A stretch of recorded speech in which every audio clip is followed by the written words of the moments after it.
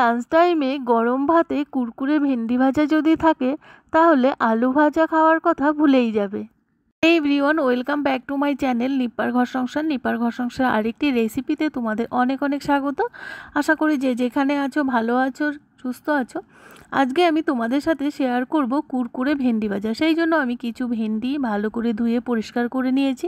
এবার একটা টাওয়ালের সাহায্যে ভেন্ডিগুলো ভালো করে মুছে নিতে হবে যেন জল না থাকে। কুরকুরে ভেন্ডির রেসিপিটি দেখার জন্য ফার্স্ট থেকে লাস্ট পর্যন্ত অনুরোধ রইল। ভিডিওটা স্কিপ করে দেখলে কিচ্ছু বুঝবে না কি করে কুরকুরে ভেন্ডির রেসিপি তৈরি করা হচ্ছে। অনেকে অনেক রকমভাবে করে, আমি যেভাবে করি সেটাই তোমাদের সাথে শেয়ার করছি। একঘেয়েমি ভেন্ডি রেসিপি খেতে খেতে যদি ভালো না লাগে তাহলে দুপুরে লাঞ্চ টাইমে ডালের সাথে এই রকম কুরকুরে ভেন্ডির রেসিপি তৈরি করে নিতে পারো। একদম টাইম লাগে না, 5 মিনিটেই তৈরি হয়ে যায় এই কুরকুরে ভেন্ডির রেসিপি। ভেন্ডিগুলো মুছে নেওয়া হয়ে গেছে।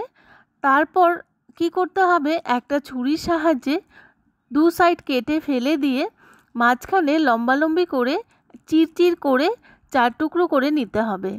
ভেন্ডি ভালো করে ধুয়ে নেওয়ার পর একটা টাওয়ালের সাহায্যে মুছে নিতে হবে, কেন কি না ভেন্ডির গায়ে যে জল থাকে সেই জলটা যদি থেকে যায় তাহলে কিন্তু যে ক্রিস্পি ভাবটা আছে কুরকুরে সেটা কিন্তু হবে না।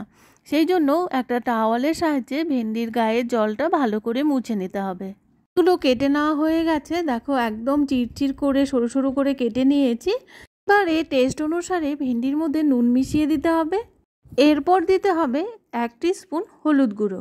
এরপর ভেন্ডির মধ্যে অ্যাড করছি 1 টিস্পুন লঙ্কার গুঁড়ো। এরপর অ্যাড করতে হবে 1 টিস্পুন গোলমরিচ গুঁড়ো।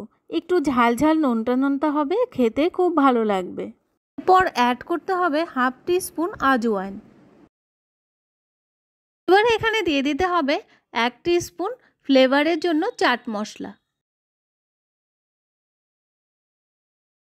আর এখানে অ্যাড করতে হবে বেসন। বেসনটা এখানে ভেন্ডির পরিমাণ অনুযায়ী অ্যাড করতে হবে। এখানে আমি 3 থেকে 4 চামচ বেসন ইউজ করেছি। সবশেষে এখানে অ্যাড করে দিচ্ছি 2 টিস্পুনের মতো লেমন জুস। লেমন জুসটা তোমরা স্কিপ করে যদি বাড়িতে আমচুর পাউডার থাকে তাহলে আমচুর পাউডারটা দেবে। আমার ঘরে অ্যাভেলেবেল আমচুর পাউডার ছিল না বলে আমি লেমন জুস দিয়েছি। এবার ভালো করে সমস্ত ভেন্ডিটাকে মেখে নিতে হবে। সমস্ত উপকরণ দিয়ে ভেন্ডিটা ভালো করে মাখা হয়ে গেছে। এখানে কিন্তু জল অ্যাড করা চলবে না, জল অ্যাড করলে ক্রিস্পি আর কুরকুরে ভাবটা আসবে না। তো এখানে যে আমি 2 টিস্পুন লেমন জুস ইউজ করেছিলাম সেটাই, আর কিন্তু জল ইউজ করিনি। এবারে গ্যাসের ওপর কড়া বসিয়ে দিয়েছি, তেলটা ভালো গরম হয়ে গেছে। এবার ভেন্ডিগুলো ছাড়িয়ে ছাড়িয়ে অল্প অল্প করে গোল্ডেন ব্রাউন করে তুলে নিতে হবে।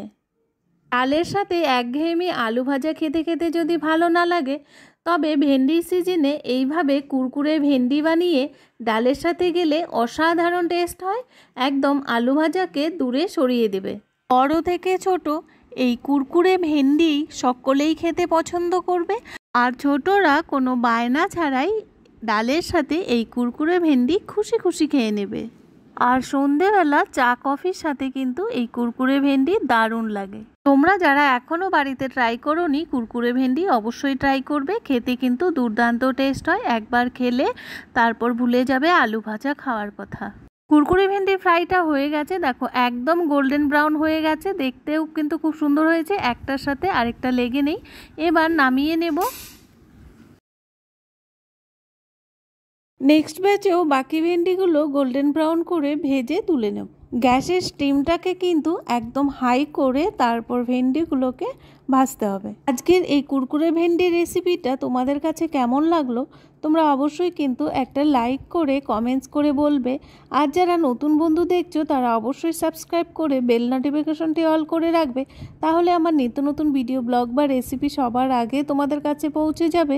ভিডিওটা যদি ভালো লাগে তাহলে অবশ্যই ফ্যামিলি আর বন্ধুদের সাথে শেয়ার করতে পারো।